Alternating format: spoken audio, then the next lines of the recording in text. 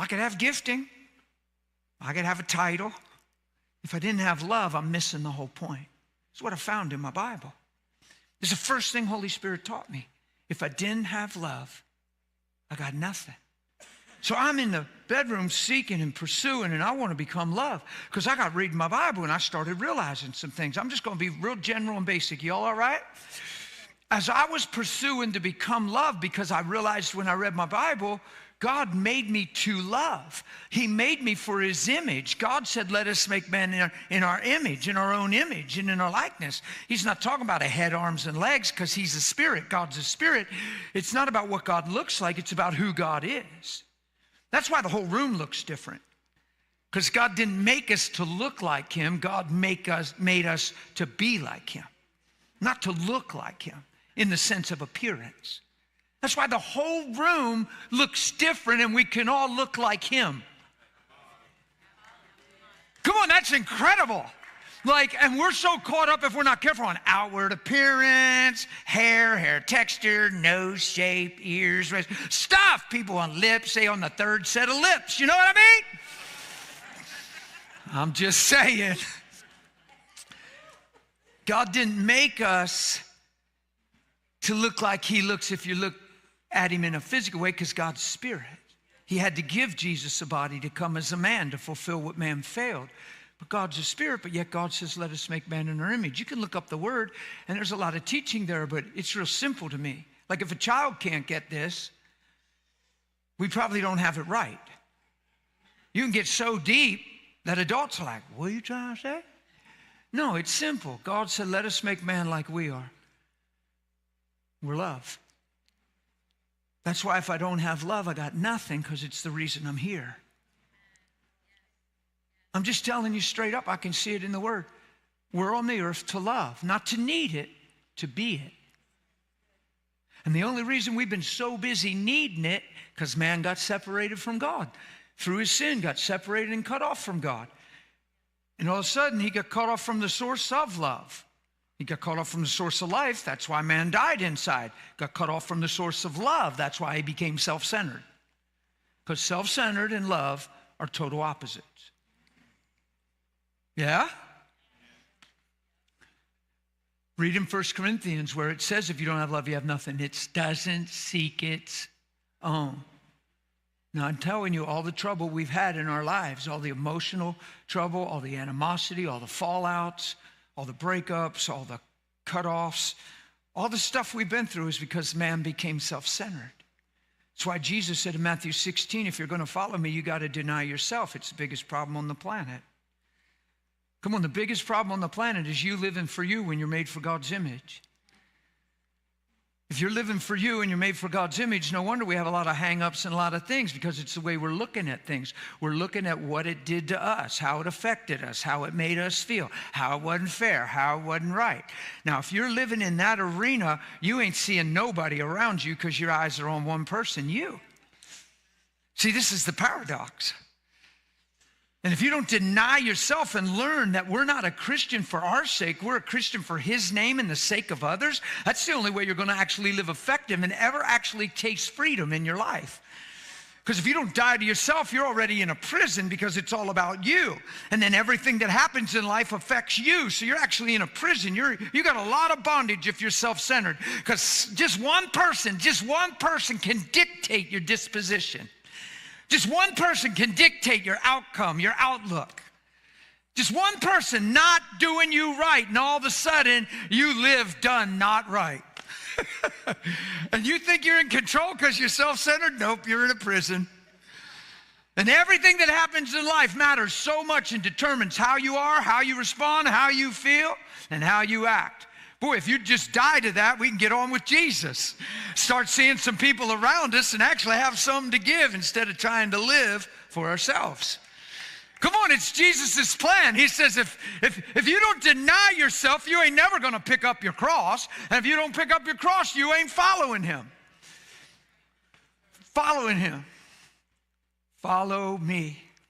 Man, Jesus said, follow me. He didn't just say, need me, sing to me. Run your list by me. Follow me. He was being treated wrong every day. Think about it. Jesus treated wrong every day. Every day. Men were lying about him, backbiting, questioning everything that came out of his mouth in their minds. He went through it every day. Totally perfect, totally pure, totally amazing, and getting hit from every side by people every day. Read your Bible. Never changed, never stopped the good in him, never let men decide who he was, how he was doing. Why? He's love. It's not because he's Jesus, it's because he's love. If it was because he's Jesus, we couldn't follow that because we're not Jesus. But if it's because he's love, we can follow that. Woo! Come on! We can follow that.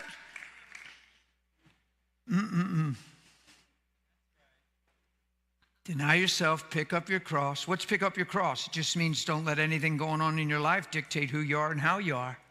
Walk through it and keep your eyes on Jesus and manifest him. And when they squeeze you, he ought to come out. Come on, if you squeezed an orange, what would you get? Orange juice. If you took that orange and split it this morning and put it on that little Pampered Chef little ridgy thing and get all the, pour it in the cup and drank it and it was apple juice, you'd spit it right in the cup. If you squeezed an orange and got apple juice, that'd be weird, wouldn't it? So why isn't it weird when you squeeze a Christian and you get everything but Christ?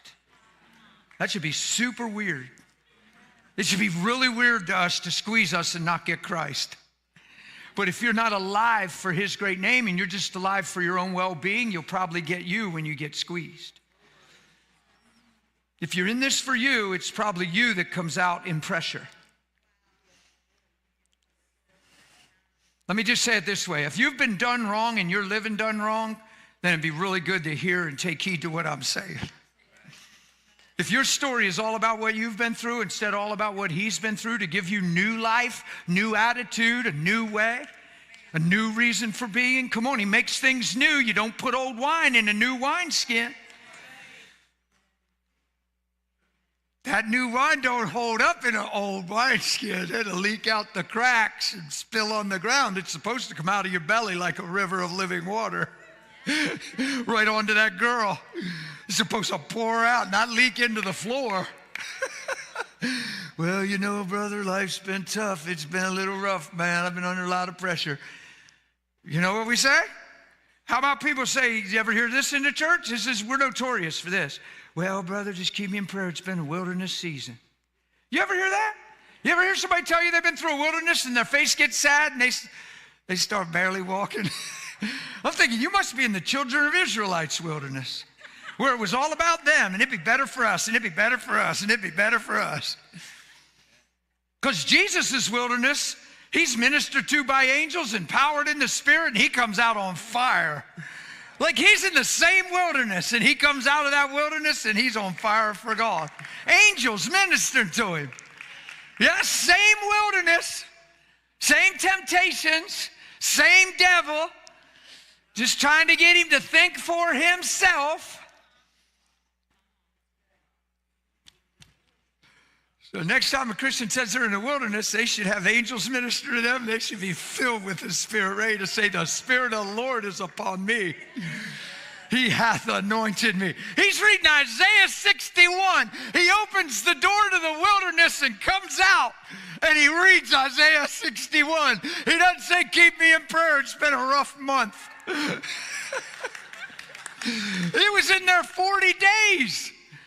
The Israelites were in there 40 years. He fulfilled what they failed in 40 days and came out empowered by the Spirit.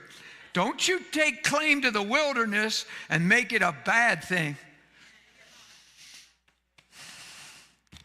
See, every time you get tried in something, you ought to just consider it's something testing the word. Something testing the word. Don't get spooky with it, and it's just something testing the word. And this ain't even about me. This is about the kingdom. I'm going to submit to God, resist the devil. He's going to flee, and I'm going to come out of this knowing God more. Every time you're in adversity. Every time you're in adversity. Don't try to get scientific with it. Don't get all caught up and ask 20 questions. You know what? The wise man in Matthew 7 had the same storm as the foolish man in Matthew 7. The wise man didn't have the storm because he opened the door. He had the storm because he heard the word. And he did the word. And the storm still came. It didn't try to destroy the wise man. It tried to destroy what was built in the wise man. Tried to tear down the word. Mark 4 teaches us that the sower sows the word. Satan immediately comes for the word's sake. He ain't after you. He's after the word. If you're surrendered, that word will grow into something. You be a wise man. Don't be any of them other types of soils that hear it and run out with joy, but you ain't got no root in you, and the trials and the heat of the day just take it all away. Cares of life, take it all away. Sown out in a wrong motive, left field, la land, like just sown out in left field, trampled down. What's the devil doing? Trying to steal the word. You got to deny yourself. This is the only thing Christianity has ever been. I know we made it a prayer to go to heaven, but it's deny yourself, pick up your cross, and follow Jesus. And Jesus is like an amazing expression of loving the world and not being of it, but loving the people, laying down his life. I mean, Jesus is every day walking through it and never changing. He let men hit him. And you think I'm going to be offended because you said something? He let men hit him. Why am I talking about this at a city quake? Because if you don't live this way, you'll never be confident and be filled up and feel powered up to even notice the people around you, let alone feel like you have anything to give them. You'll feel like you're just always barely making it, if you even feel like you're making it. And that's the lie of self-focus. That's the lie of not living surrendered. That's the lie of making it all about me and what I get from him instead of what I become because of him. I don't come to God for what I can get from him. I want to be more like him because he made me for his image. And if I don't have love, I got nothing, and I'm missing the whole point. 1 Timothy 1:5 says the goal of our instruction is love. Flows out of a pure heart, a sincere and a clear conscience, and a sincere and childlike faith. The pure heart and the clear conscience go hand in hand. You violate the heart, you'll violate the conscience. You violate the conscience, you'll shipwreck the faith. It's a sequence. Are you all with me?